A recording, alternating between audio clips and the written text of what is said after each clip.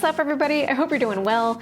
If you've been following me for some time now, then you may already know that SEO is kind of my jam. Now, the reason why I love SEO so much is not only did it fill my old practice in San Jose, it's now already filled my new practice in San Diego, and whether you realize it or not, it is the primary reason for my success in private practice skills as well. Please don't hear that as a bash on YouTube, because I love YouTube and I'm playing YouTube for the long game, but my point is, SEO is amazing. Now, I love SEO so much, I already have a complete video series doing a deep dive in how to do SEO for your private practice. I also cover a streamlined version of SEO in my course teaching you how to DIY your website that shows up in Google search results. But I get that not everyone has the time to do a deep dive into their SEO or to go and sign up for a whole course about their website. There are some really basic tools that most therapists aren't leveraging that don't take much time, don't take any tech skills, and are super beginner friendly that really could boost your website's SEO and help clients find you through a Google search. So if you're in that category, then this video is for you, because I'm going to offer some very beginner friendly tips to help your website show up in search results. Yes, even if you are allergic to tech. So if you're not familiar with SEO yet, it stands for search engine optimization.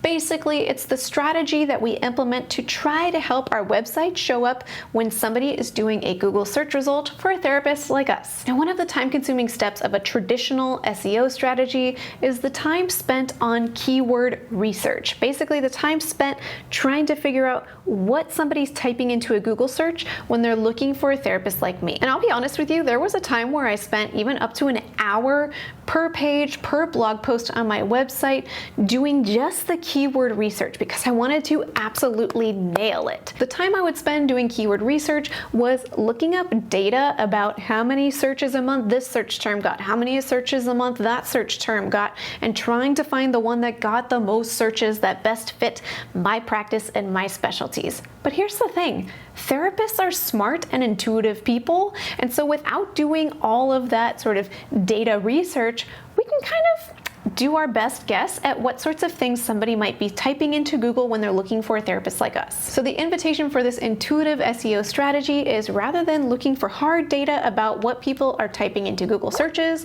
use your own intuition and imagination. So the invitation is to go ahead and close your eyes and imagine that you are your ideal client searching for a therapist just like you. Now, if you were to be them, what do you think you would be typing into a Google search if you're looking for a therapist? Now, most of the time, the stuff that our clients might be typing into a Google search is not aligning with some of the jargon that we use amongst ourselves to describe our specialties and things like that. You know, it might not be like such and such certified therapist that somebody's searching for. They might just be searching for, you know, couples therapist, anxiety therapist, help for ADHD, whatever it might be. And so we need to try to think with that lens and imagine what might someone type into Google when they're looking for a therapist like me. Now, the idea here is I don't want you to have to spend too long on this step because we're trying to skip the time-consuming part. You're smart enough to imagine what people might be typing into Google, and Google is smart enough to know what words are synonyms. So we don't want to get hung up on, you know, are more people typing couples therapist or couples counselor? Whichever one we choose, Google's going to understand that the other one is synonymous for it and allow your website to show up in search results regardless of what someone's typing in. This is especially the case for us therapists because genuinely almost no therapists are using SEO in their practices. And so if we just do a little bit of SEO, we're so likely to show up at the top of search results because no one else is doing this. So once you can come up with a phrase that you think somebody looking for your therapy services might type into a Google search, then we can find appropriate ways to put that into your website. Here's some steps to help you do that. First, if you do none of the other tips, I suggest you do this. It's going to take you like 5 seconds, and that's to go to your homepage and type that phrase that you came up with somewhere in the very top section of the page. The section that you first see in your homepage before you start scrolling down is called above the fold. We want that phrase that you came up with to show up somewhere rather prominently above the fold. Make it very visible and clear. Now, if you want to keep going, the next step is within the first paragraph of your page, maybe once you've started scrolling down below the fold, is to include this phrase or maybe its synonym somewhere naturally in that very first paragraph. This step can be so helpful because Most often, therapists are talking more about their experience in the first paragraph of their page, but Google looks at that first paragraph and assumes it's sort of like a thesis statement of your entire website and makes a guess about what you're all about. So if you kick off the first sentence of the first paragraph on your homepage by saying, "I have 12 years of experience specializing in CBT," Google may not realize that you're an anxiety specialist. Now, don't get me wrong, if you already have that kind of stuff about your experience already in the first paragraph on your page, you can still keep it. I'm just suggesting that you bump it a little bit further down and let that first paragraph emphasize that phrase that you came up with that you're thinking folks are typing into Google. Just move your experience just a little bit further down the page, that's all. And the next tip is, when you can and when it's appropriate, to use headers. The Google algorithm has a sort of shorthand that helps it understand what our website is about rather quickly. And so one thing that it does to kind of help it figure out what we're about is it looks at the headers on our website and it assumes that those act as a sort of table of contents of our entire web page. So as you go through your website, try to make sure you insert those headers so it's not just like a whole bunch of blocks of paragraphs without a header. Make sure that phrase that you came up with pops up organically, or its synonyms start to pop up where it's appropriate. Even small tweaks can make a really big difference. So for example, instead of saying "About Dr. Marie" somewhere on my homepage, I might say something like "About Dr. Marie, couples therapist, San Diego," or whatever it might be. I'm not a couples therapist, I'm just using an example. Okay, hopefully this is feeling completely doable so far. You came up with your intuitive phrase that you think people are searching about your practice. You put it above the fold on your homepage. You put it into that first paragraph on your homepage, and you have some headers that point back to that same phrase. I think this is possible even if you're feeling allergic to technology. And I'll offer one more tip that I think most people can implement pretty easily and most people aren't doing, and that's to create a separate page for each of your specialties.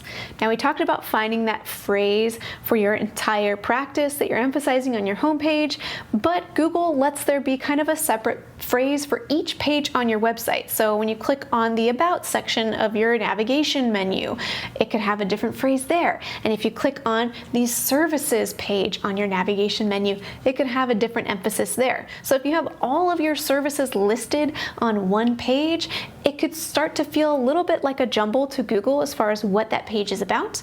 But if instead you create like a drop-down menu or just have them separate up on your navigation bar, you can have 2 or 3 or whatever services listed out on separate pages, and then it's clear to Google, Marie has anxiety services, she has couples counseling services, and she has this, whatever your different services might be. Allow them to live separately on different pages, and that will really help Google know what those pages are about and make it more likely that you'll show up in search results. Now, as I said, very few therapists are even thinking about SEO as they create their websites. So if all you do is implement these few streamlined, intuitive tips, you're very likely to start showing up in search results when folks are looking for a therapist like you. Now, I will say that because the strategy is pretty low key, it's very unlikely that your website is just suddenly going to jump up to the top of Google search results. I mean, even for folks who have a very well thought out SEO strategy, it takes some time for Google to figure out what you're about and to let your website start showing up at the top. So be patient and just know that this simple strategy that we talked about will give your website a huge leg up over other therapists who probably haven't implemented any of these tips. Now, if you're in the category where you're sort of allergic to tech, but you do have a little bit more time available to invest and you want your website to start showing up at the top of search results, I've said it before and I'll say it again, your best strategy is to start blogging.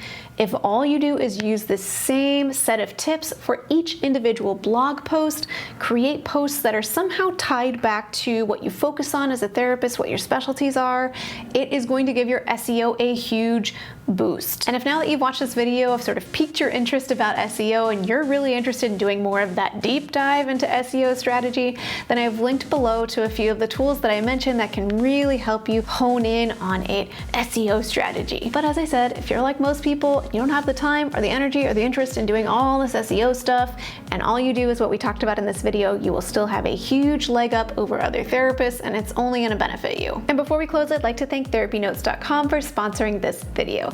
TherapyNotes helps with scheduling, notes, and billing. They have a HIPAA-secure telehealth platform, and they cover all of your practice management needs. Now, if you're interested in checking out TherapyNotes, you can get 2 months to try it for free with no commitment just by clicking the link in the description of this video. SEO. I hope you found this video helpful. If you didn't know about SEO at all before watching, hopefully this offered a kind of easy on-ramp for you to step into SEO. And until next time, from one therapist to another, I wish you well.